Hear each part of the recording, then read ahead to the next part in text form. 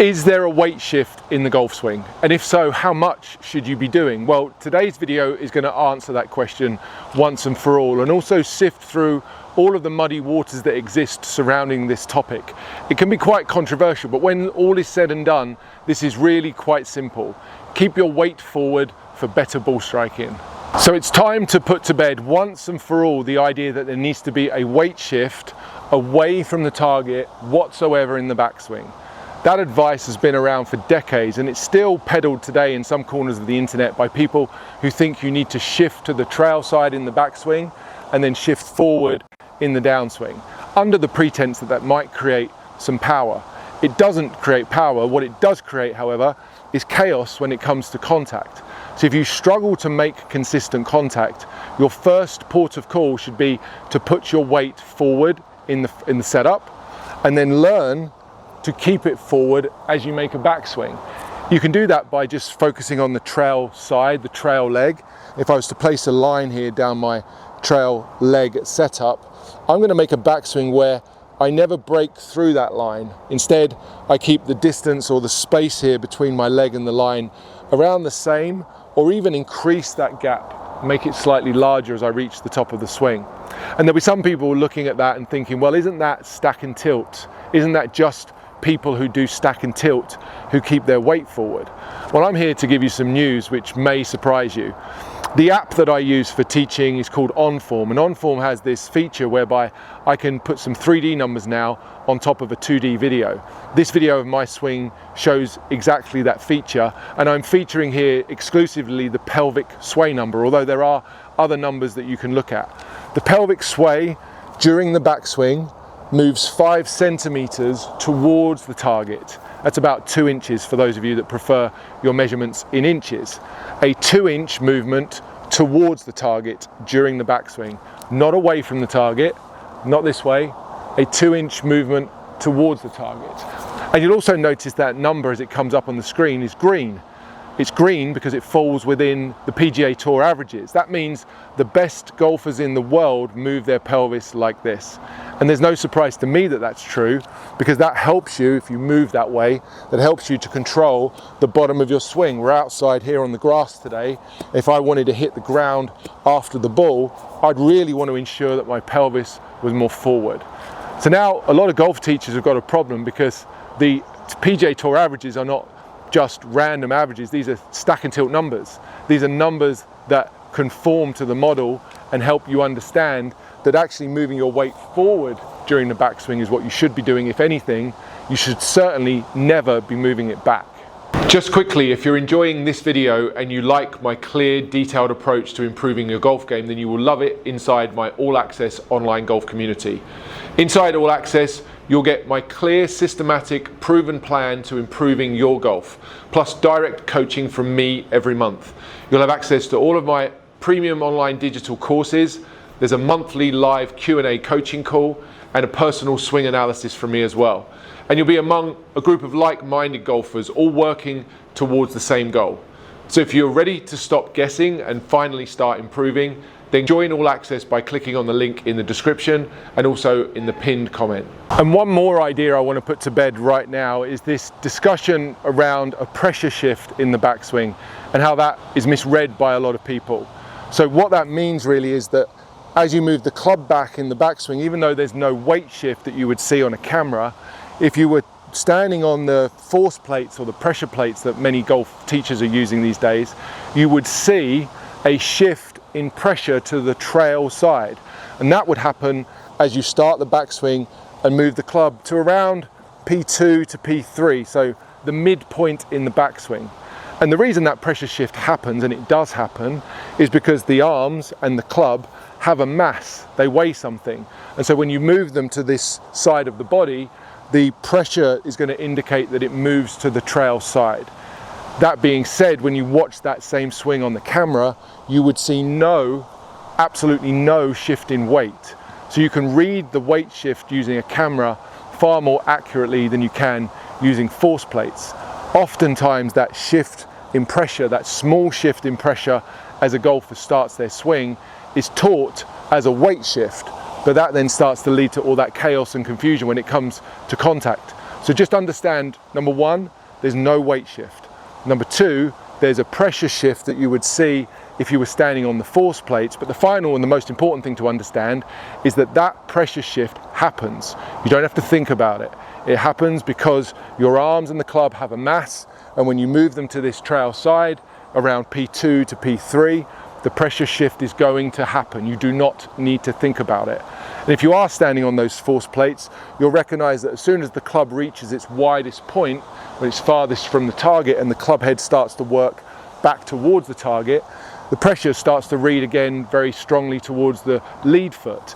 And that would be consistent with the golfer reaching the top of the swing and getting ready for the transition down towards the target. That is a very important point to understand regarding pressure and weight.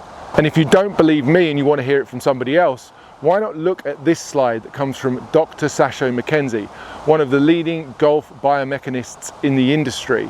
He wrote this slide, and I took a picture of it when I attended a seminar of his at the Belfry back in 2013. And he says that using a center of pressure trace to determine weight shift could be misleading. I think that's important to understand. And then he says, subsequent to that, if you want to see how the weight is moving, it's best to check a camera. So we've reached the top of our backswing. There's no weight shift, and in fact, if anything, as we see on the on-form video, the center of my pelvis actually moved a couple of inches towards the target, very consistent with PGA Tour average. Now we need to see what happens in the downswing, because if there is a weight shift in the golf swing, this is where it happens.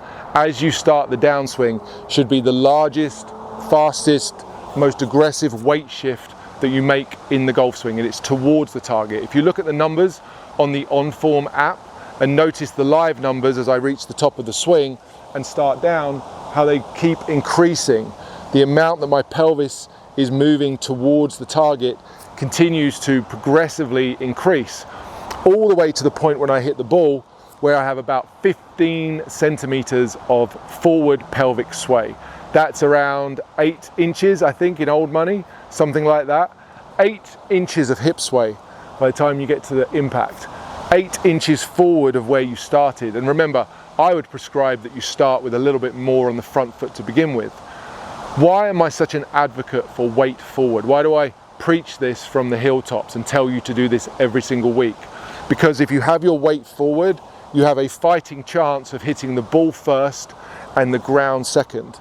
Also, from this down the line view, you'd have a greater chance of keeping the club approaching the ball on this inside path, which would help you to transfer more energy into the ball, hit the ball further. So longer, straighter, more powerful shots if you keep your weight forward. It's really not as complicated as some people make out. Set up to the ball, make a backswing where there's no weight shift to the trail side, the right hip moves back, and in the downswing, move the pelvis as far forward as you can. Try to get the entire pelvis forward of this center line I've got on the ground here. And you'll see even after I hit this ball, if we go back to the on-form video, that my pelvis continues to move further forward to a point where the app stops recording. But you really keep moving the pelvis forward as long as possible. So the question, is there a weight shift in the golf swing? Yes, there is a weight shift in the golf swing. When does it happen? Well, you set up with the weight slightly forward. In the backswing, by the time you reach the top, it's a little bit more forward. When you start down and reach impact, it's more forward. And by the time you finish the swing, it's the furthest forward still. So yes, there's a weight shift, but it's only ever in one direction.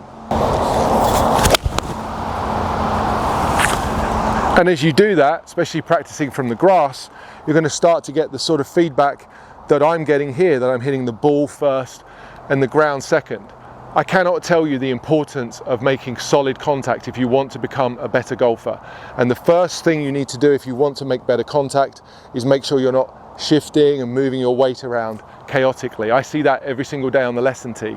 I also wanted to make this video and hammer home the point of how much the weight is forward, because some of you think you're supposed to put your weight forward, which is correct, and some of you try to do it. But in many cases, I see examples of golfers who are talking about weight forward, trying to put the weight forward, but really never getting it far enough forward. So if you're struggling with contact and you think you've been trying to put your weight forward, I tell you to just turn the dial up and crank it as much as you can. Set up, a little bit more weight on the front side, turn around that front leg, and then keep moving more forward into the follow through.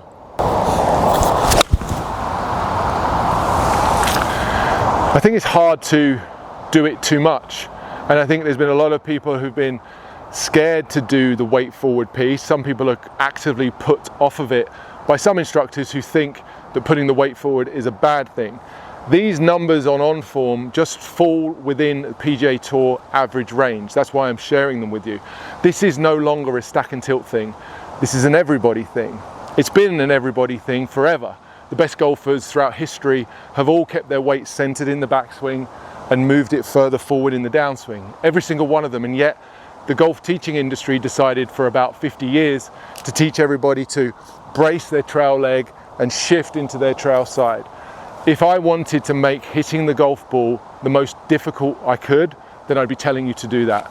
Instead, I want to make it easier for you. And I think there's a lot of golf teachers out there nowadays who want to do the same. Keep it simple. Set yourself up, pivot around a front point, a forward point that allows you to start hitting the ground in a more consistent fashion. Put the weight on the front, keep the weight on the front in the backswing, and then move it more forward in the downswing. That golf ball is absolutely hammered. It's flown high, it's flown far. There's a little bit of draw on it because by keeping my weight forward, I can swing slightly more from in to out.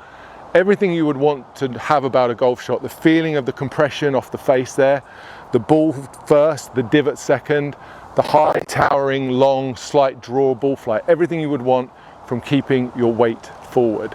I want to put it to bed once and for all. There's no need to shift back ever. Doesn't need to happen.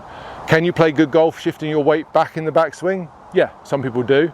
Would I prescribe it for the masses? Absolutely not. There's no need to do it.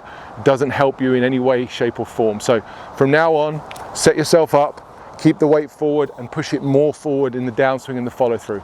Your ball striking and your golf scores will thank you for it.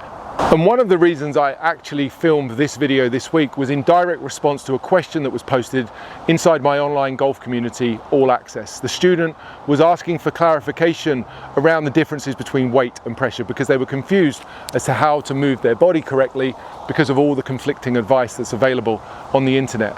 I was able to provide clear explanation of how to move the weight correctly, and this student was able to go out and shoot their lowest score ever the very next round. That's real golfers getting real results. Remember, if you want to be part of the All Access community, there's going to be a link in the description as well as in the pinned comment. And I know by now that everyone who's made it this far is going to be asking the same question. Rob, does it work for the driver? Well, you're going to need to click on this video next to find out.